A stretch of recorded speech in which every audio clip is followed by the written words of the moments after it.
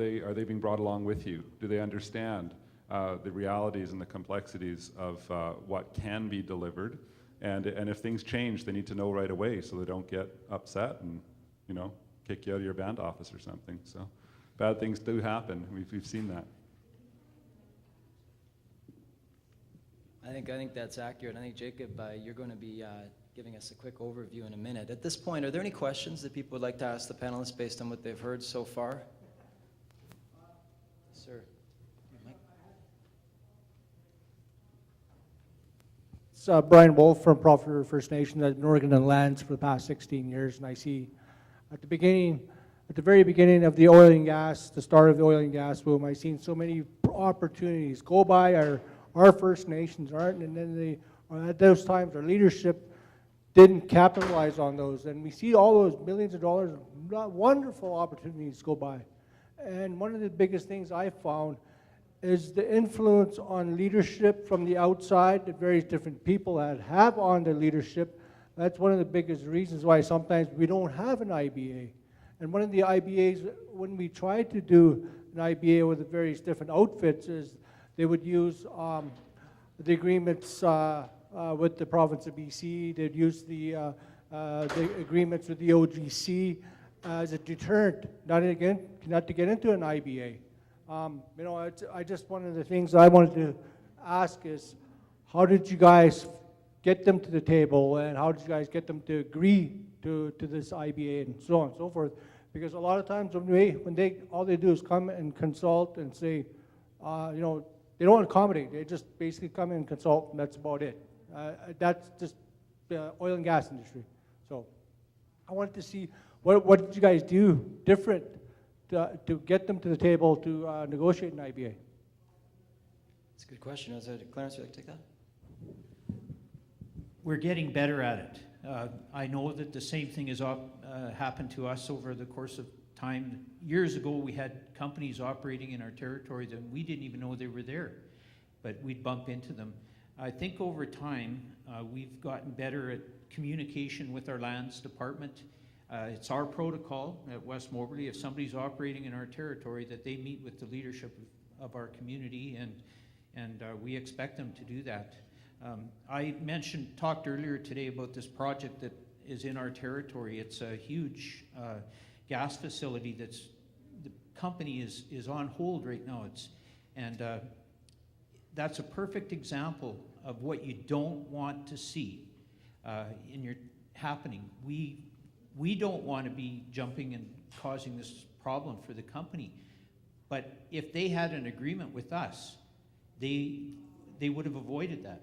We would have been communicating, having regular meetings. They would have been telling us about their plans.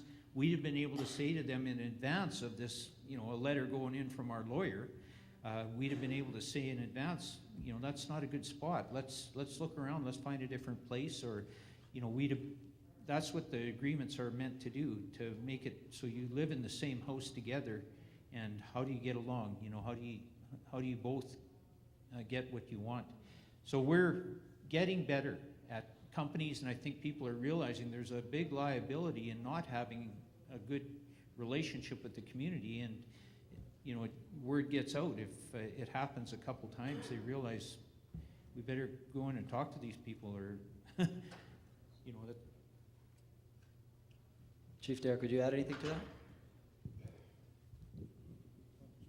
For us, it's been getting to the table and being able to get some of the opportunity in the IBA is working diligently all the time. And some of it's working hard in our band to position our companies, as well as really working hard with these companies to get a chance.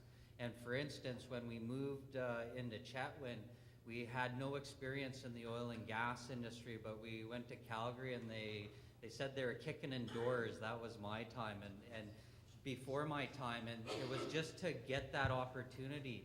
And at the time, Encana gave us, or it was Encana or Burlington gave us the first opportunity to do a well. And we didn't lose that opportunity. We did it well, we did it efficiently, and it started to cycle from that.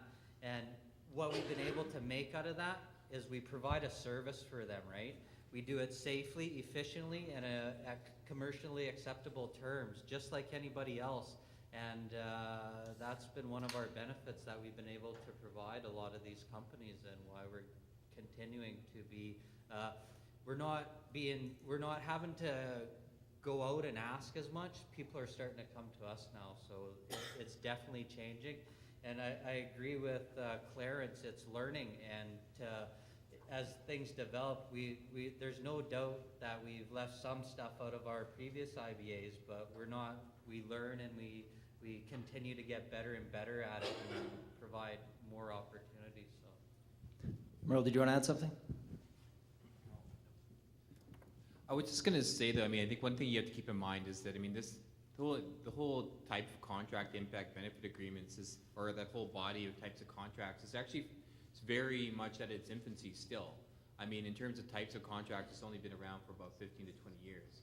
I mean, as you can obviously tell, with every agreement and using the same sort of wise approach, we're learning from one experience to the next. But I think one of the key differences that I see successful First Nations who negotiate IBAs is that they're becoming much more proactive, engaging the proponent instead of waiting for them to come to them. As soon as they hear and know that someone's in their backyard, they're saying, if you don't have an agreement with us, you're not going to continue to do business in an ongoing way. So, I mean, I think, plus First Nations, I think, are starting to develop their own template agreements, or at least their own term sheets about what they want to see from a deal right from the start. So they show up at the first meeting, the company sends its liaisons, or it sends sort of like thinking it's going to have sort of a light and fluffy like introductory meeting, and the First Nation says, here's our term sheet, these are the things we want to see from you, let's get to business. And I think that's becoming much more the speed that First Nations that are learning from these different market cycles. And that's probably the main value you see happening now, is that, I mean, sure, maybe the mining boom didn't produce, like, didn't make us all millionaires, but we certainly learned a tremendous amount about how to deal with the next step of industry that came to the door, and I think that's in some respects where we are right now. Those are all really good points. I guess we have two more questions on the floor just in 1 sec. The only thing I'd add to that is I think it's really important that people remember the team that comes to the table. We're talking about leverage. You know, leverage derives from title and rights, and it's very important, and at least in our experience, has been to make sure that, especially on the legal side, both the title and rights and the corporate commercial are represented. We found that combination has yielded by far the best results, and that the two are certainly, and most of you are well aware of this, the two are certainly not the same. And we really think that balance is critical. Yes, sir, back of the room, please.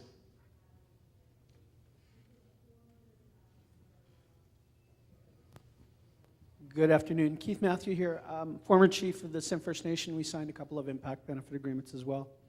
One with Kinder Morgan and another with Canadian Hydro, which was an IPP, independent power project. So both energy related. And the experiences that Chief Orr and Clarence have talked about is very, very similar, I think, right across the board for our community, including the communications aspects that Jacob referred to as well. So you need all those components to have a successful agreement, but you know, that's a business or a community to, or a council to business agreement. And I'd like to hear your thoughts on the next stages of, I guess, development for First Nations communities in Canada.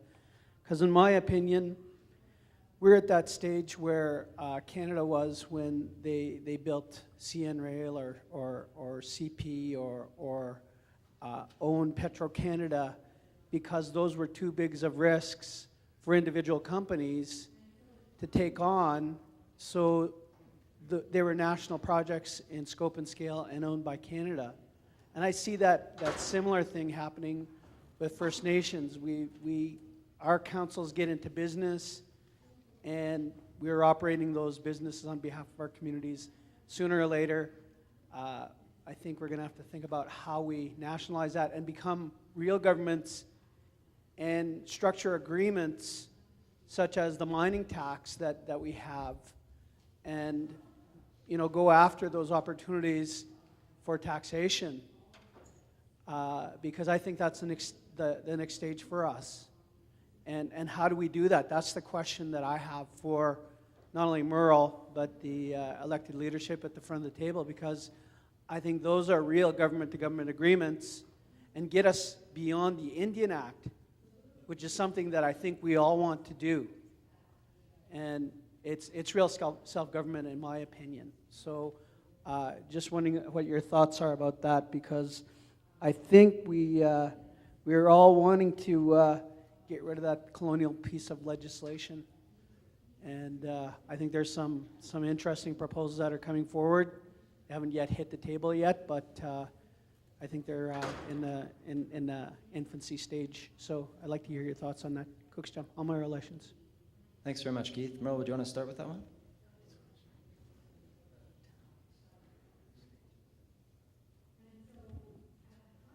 Maybe Clarence or Derek, if either of you would. Well, I mean, in terms of the next phase, in terms of especially a role in First Nations taxation of projects of this scale, I think, we're very much, I think probably at the very start of that conversation, and that First Nations are starting to make that request. I mean, obviously the province has been engaging directly with producers and trying to figure out what a marketable tax amount that is fair, that will also still promote development.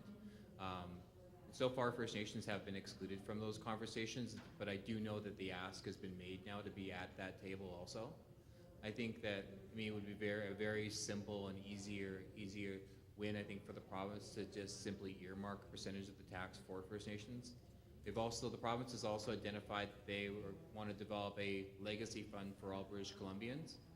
I think similarly, an appropriate ask is for a First Nations legacy fund, given that First Nations will be living with these projects in their territories for the next 50 to 60 years. So those are my comments, at least on the tax component.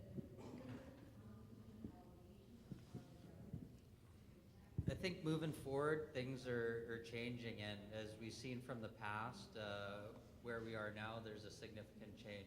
I believe that tax will be a big component of ban revenues moving forward, as the government tries to move away and step into bans having their own source revenues.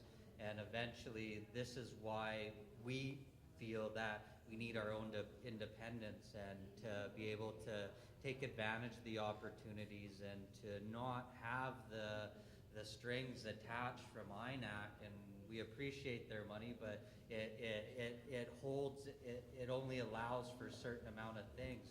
When we're making our own revenues, we can purchase what we want, how we want, and when we want. We can build our community. We can put money towards health and all the other stuff that we lack the amount of monies in that we need. So it's about becoming independent and self-sustaining, and that's has always been a piece of my leadership, and wanting to go to make our First Nation independent.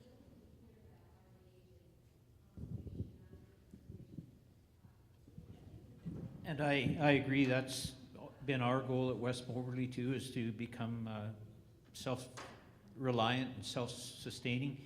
And I agree with you, Keith, that the next step is, our relationship with government, having real revenue sharing with the government. And I think that was one of the goals of the Economic Benefits Agreement.